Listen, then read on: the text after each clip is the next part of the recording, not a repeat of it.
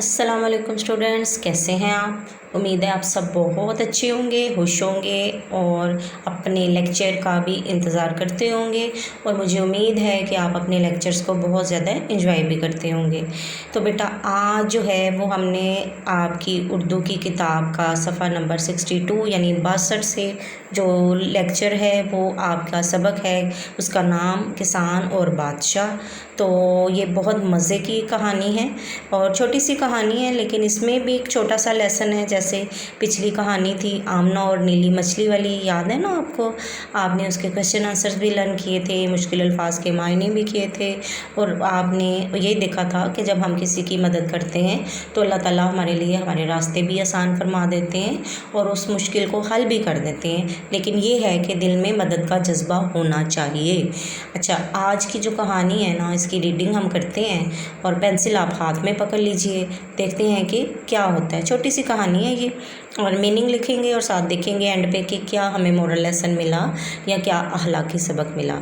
जी, बिस्मिल्लाहिर्रहमानिर्रहीम। अच्छा, इस कहानी को लिखा है, ये हकायत है, कहानी भी है, किस्सा भी है। किस्से कहानियाँ पुराने ज़मानों में नानी या दादी अम्मा सुनाया करती थी। पता नहीं आप लोग सुनते हैं या नहीं अपनी नानों या दादों से, या ग्रैंड पा या ग्रैंड माँ, जो भी आप उनको बुलाते हैं। तो बेटा ज़रूर उनके पास बैठा करें और उनकी ज़िंदगी के जो एक्सपीरियंस हैं, जो अच्छी अच्छी बातें हैं, वो उनसे किया करें, शेयर किया करें और उनसे सुना भी करें। वो आपको बहुत अच्छी बातें बताएंगे। अच्छा जी, इसके जो हमारी हकायत है, कहानी है, किस्सा है आज का, इसके राइटर का नाम है शेख सादी। तो रीडिंग करते हैं स्टार्ट। शेख सादी ने ज़िंदगी का ज़्यादातर हिस्सा इल्म हासिल करने और सैर व सियाहत में गुजारा। सैर व सियाहत को अंडरलाइन कीजिए, यानी सैर व तफरीह में गुजारा।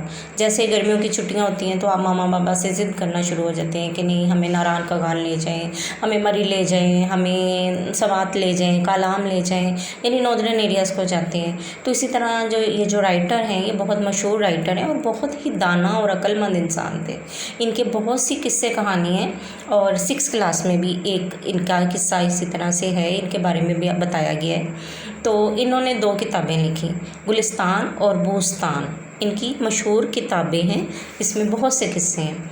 हकायात इन वाक़यात को कहते हैं जो किसी शख्सियत ने अपने इल्म, तजुर्बे और अमल से अहस किए हों। अहस करना, इसको अंडरलाइन कीजिए, यानी नतीजा हासिल करना।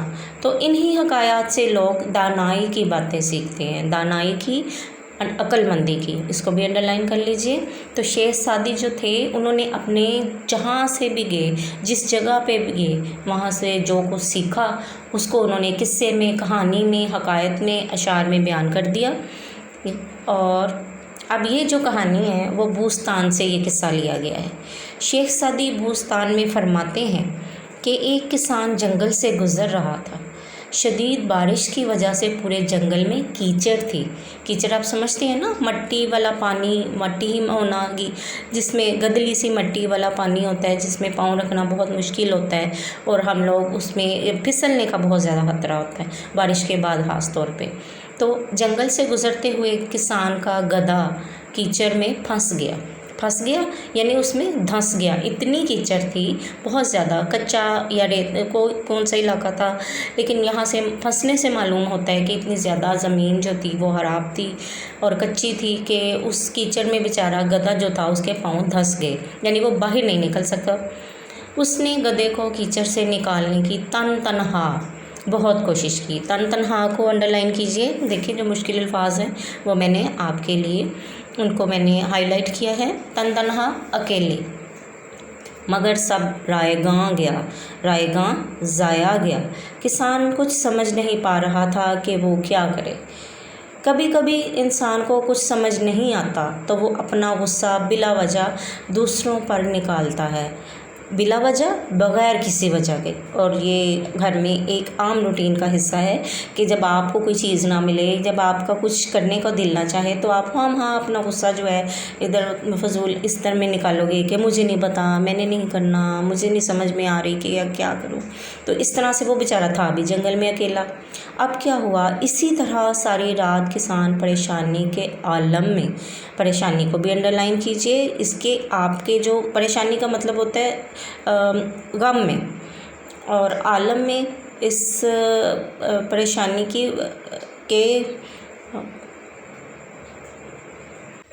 یعنی دکھ میں، عالم میں پریشانی میں اس دکھ کی وجہ سے سب جاننے والوں کو برا بھلا کہتا رہا۔ اس میں اس نے اپنے گھر والوں کو بھی کہا، بہن بھائیوں کو کہا، اور ملک کا جہاں وہ رہتا تھا اس کے بادشاہ کو بھی برا بھلا کہا۔ اور آگے کیا ہوا؟ اتفاقاً بادشاہ کا اپنے غلاموں کے ساتھ جنگل سے گزر ہوا۔ اتفاقاً، اتفاق سے، جس کو ہم کہتے ہیں کہ اس میں بلا ارادہ، یہ بادشاہ کو کوئی ارادہ نہیں تھا، نہ تو اس کو پتہ تھا کہ یہاں پہ کوئی گدھا ہے پھنسا ہوا ہے اور ایک آدمی اس کو وہ اچھے الفاظ سے یاد نہیں کر رہا، یعنی ویسے ہی بادشاہ اپنے غلاموں کے ساتھ، اپنے جاننے والوں اور مصاحبوں کے ساتھ اور نوکروں کے ساتھ وہاں سے گزرا۔ سب نے سنا کہ ایک کسان بادشاہ کو برا بھلا کہہ رہا ہے، برا بھلا کہہ رہا ہے یعنی اچھے الفاظ میں یاد نہیں کر رہا۔ اچانک کسان کی نظر بادشاہ پر پڑی، وہ بہت پریشان ہوا کہ بادشاہ نے سب کچھ سن لیا ہے، اب اس کا انجام کو انڈرلائن کیجئے، نتیجہ بہت ہی برا ہوگا۔ اسی وقت غلاموں نے بادشاہ کے کان بھرنا شروع کر دیے۔ کان بھرنا یعنی خواہ کی باتیں، بے بنیاد باتیں بادشاہ کو بتانا کہ یہ شخص اچھا نہیں ہے، اس کو مار دینا چاہیے، اس کو قتل کر دیں، اس کو ملک سے باہر نکلوا دیں، یا اس کو سزا دیں، یا اس کو پھانسی لگا دیں، یعنی ہر شخص اپنی اپنی رائے دینے لگ گیا۔ ایک بولا، اے بادشاہ، اس شخص کی گردن تلوار سے اڑا دی جائے، کیونکہ اس نے آپ کی شان میں گستاخی کی ہے۔ شان میں یعنی آپ کی عزت، شان مرتبہ بلندی کو بھی کہتے ہیں، گستاخی کرنا یعنی کہ بہت برے الفاظ میں، برے لفظوں میں یاد کیا ہے آپ کو۔ دوسرا غلام بولا، اے بادشاہ، اس کو قید خانے میں ڈال دیا جائے۔ قید خانہ یعنی جیل میں، کیونکہ اس نے نہ صرف آپ کو برا بھلا کہا ہے بلکہ آپ کے خاندان کی بھی برائی کی ہے۔ بادشاہ نے مجبور کسان کی طرف دیکھا جس کا گدھا کیچڑ میں پھنسا ہوا تھا۔ بادشاہ کو کسان کی حالت پر رحم آ گیا، یعنی کہ اس کو غصہ نہیں آیا بلکہ اس نے ٹھنڈے دل سے سوچا تو اس کو ترس آ گیا۔ اس نے کسان کی نامناسب باتوں کو معاف کر دیا۔ نامناسب جو باتیں بری بھلی تھیں، جو اچھی نہیں تھیں، ان کو معاف کر دیا اور اس اپنے غصے کو پی گیا۔ اب غصہ جو ہے وہ پینے والی چیز تو ہے نہیں، یہ بھی محاورہ ہے، یعنی غصے کو ضبط کر لیا۔ بادشاہ نے کسان کو انعام و اکرام سے بھی نوازا۔ اب دیکھیں گدھا بھی بیچارے کا پھنسا ہوا اور اوپر سے وہ بادشاہ کو برا بھلا کہہ رہا ہے۔ اگر آپ ہو تو کیا کریں؟ آپ لازمی اس کا بدلہ لیتے ہیں، لیکن بادشاہ نے ایسے نہیں کیا، بلکہ اس نے سوچا کہ ایک مجبور آدمی ہے تو میں اس کو کیوں نہ سزا کیوں دوں، بلکہ میں اس کو مزید اچھی انعام سے نوازوں تاکہ وہ بعد میں جہاں بھی جائے میری تعریف کرے۔ اور ایک سفید گھوڑا بھی دے دیا انعام میں۔ سچ ہے کہ برائی کا بدلہ برائی سے دینا نہیں چاہیے، لیکن انسان کو چاہیے کہ برائی کا جواب ہمیشہ اچھائی سے دے۔ ٹھیک ہے، تو یہ آخری والی جو 2 لائن تھیں وہ اس کا مورل لیسن تھا، اخلاقی سبق تھا۔ امید ہے آپ کو بہت اچھا لگا ہوگا، پسند آیا ہوگا۔ تو آپ نے اس کو جو ہے اس کے ایز یوزل کیا میں آپ کو کام دیا کرتی ہوں کہ آپ نے اس کے مشکل الفاظ کے معنی جو ہیں وہ اچھی طرح سے بیٹا یاد کرنے ہیں۔ اس کے علاوہ میں زیادہ کام آپ کو نہیں دیتی، اور کل انشاءاللہ اس کی ایکسرسائز کریں گے۔ ٹھیک ہے جی، اوکے، اجازت دیجیے۔